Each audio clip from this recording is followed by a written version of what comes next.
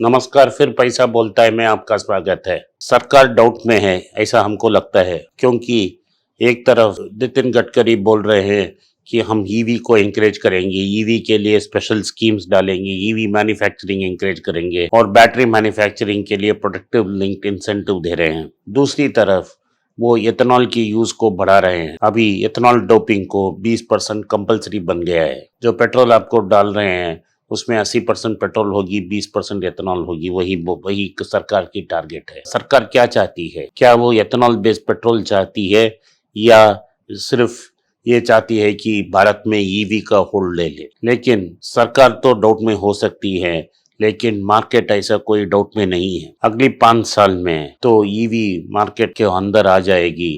Two wheeler market में 75% के ऊपर ईवी ही होगी। समीप के समय में, पोंगल के समय मैं अपने एक गांव के पास गया था। वहां मेरा गौशाला है, उधर देखने के लिए गया। उधर जो लोग मुझे पता, एक आदमी मुझे पता था, वो बड़ा जमींदार है। उसकी बेटे ने एक चिप्स फैक्ट्री शुरू की। वो चिप्स फैक्ट्री देखने के लिए मैं गया था और वो जो लड़का था वो एमबीए कर चुका था। उन्होंने एक उसके पास जो नया स्कूटर लिया था, उसको मैंने देखा। वो तो इलेक्ट्रिक स्कूटर था। एक कोई बड़ा ब्रांड नहीं था, एक भारतीय ब्रांड था, ओकिनावा। इसके बारे में अभी तक मैंने सुना भी नहीं। उन्होंने 98,000 में वो गाड़ी खरीदी थी। उन्होंने बोला उनके पास एक बैटरी है, ऑर्डिनरी प्लग में वो चार्ज करते हैं। 3 घंटे चार्ज करने से कंप्लीटली भरपूर चार्ज होती है। तो मैंने बोला बैटरी खत्म हो गया तो क्या होगा?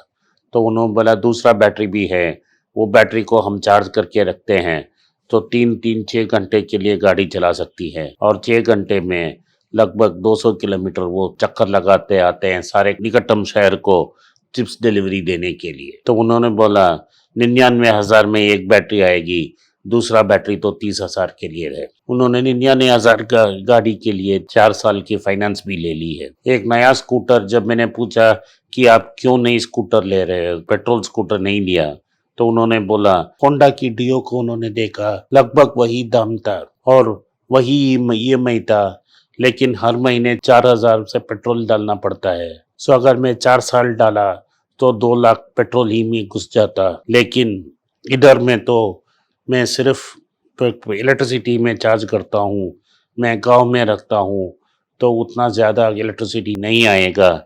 कम से कम 200-300 रुपया एक्स्ट्रा महीने को आएगा। तो मुझे ये समझ में आ गया, टोटल कॉस्ट ऑफ ओनरशिप को देखते हुए टू व्हीलर जो गियरलेस टू व्हीलर चलाते हैं उनके लिए ईवी बेटर व्हीकल है। टू व्हीलर में फास्टेस्ट ग्रोइंग मार्केट है ये गियरलेस स्कूटर की। टीवीएस उसको स्कूटी बनाती है, होंडा उनको एक डियो देती है, हीरो मोटर्स प्लेजर नाम का एक व्हीकल है।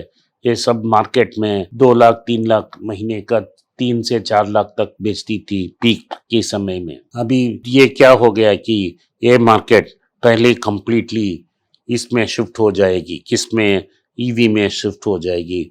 उसके बाद बाइक की शुरुआत होगी। तो आप अगर एथेनॉल भी डालें, आप 60 या 70 रुपया मांगते हैं तो कोई एथेनॉल बाइक नहीं खरीदेगा। ये तो बाइक भी बना रही है, जो टू व्हीलर में बाइक भी इलेक्ट्रिक बाइक आ जाएगी। अभी जो एंट्री लेवल मोटरसाइकिल या स्कूटर होगी उसमें 75 से 80% इलेक्ट्रिक हो जाएगी ने अगली 5 साल में। सिर्फ 20% ऐसी इंजन होगी, वो क्लासिक बाइक होगी, जैसे बुलेट एनफील्ड, जावा जैसा 200 तो 300 सीसी इंजन का बाइक ही लोग बाइक में लेंगे, ऐसी इंजन में। अभी टाटा मोटर्स ने हमको एक संकेत दे दिया है कि पिछले 9 महीनों में उन्होंने 10,000 के ऊपर इलेक्ट्रिक व्हीकल बेच ली है। अभी उनके पास 2 अच्छे इलेक्ट्रिक व्हीकल्स हैं, एक है तो नेक्सॉन, दूसरा तो सिर्फ ये एक टिगोर है, जिनसे उनको 1,000 के ऊपर सेल्स मिल रही है हर महीने को। टाटा का ये दावा है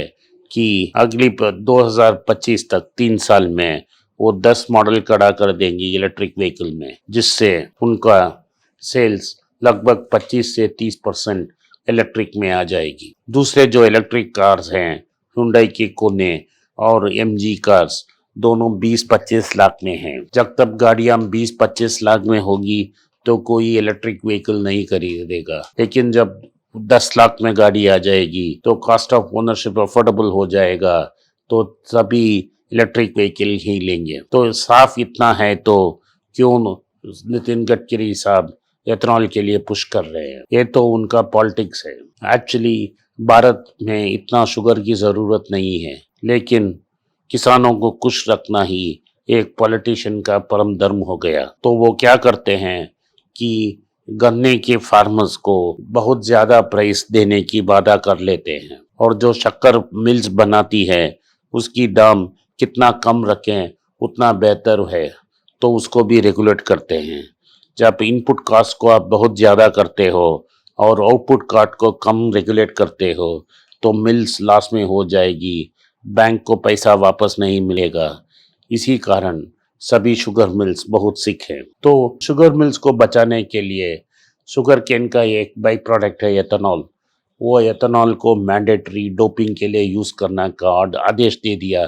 तो एथेनॉल बेच के शुगर मिल्स तो थोड़ा लाभ कमाएंगे और राहत में आ जाएंगे। लेकिन जब पेट्रोल का डिमांड ही कोलैप्स हो जाएगा, तो एथेनॉल लेके एथेनॉल कौन खरीदेगा? कोई नहीं खरीदेगा।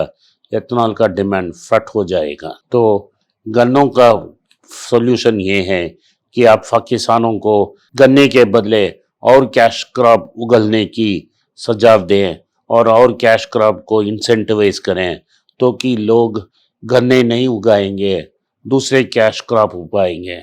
इससे आपको दो फायदा होगा कि आप गन्ने के दाम ऊपर ऊपर नहीं करना पड़ेगा आपको, और दूसरा गन्ने के लिए बहुत सारा पानी चाहिए, ग्राउंड लेटर वाटर ड्रॉप हो रही है, लेकिन जो अल्टरनेट कैश क्रॉप होगी उसके लिए इतना गन्ना नहीं चाहिए, इतना पानी नहीं चाहिए, पानी की बचत भी हो जाएगी। एथेनॉल भी आपको डोपिंग करने का ज़रूरत नहीं होगा, क्योंकि फ्यूचर ईवी व्हीकल ही है।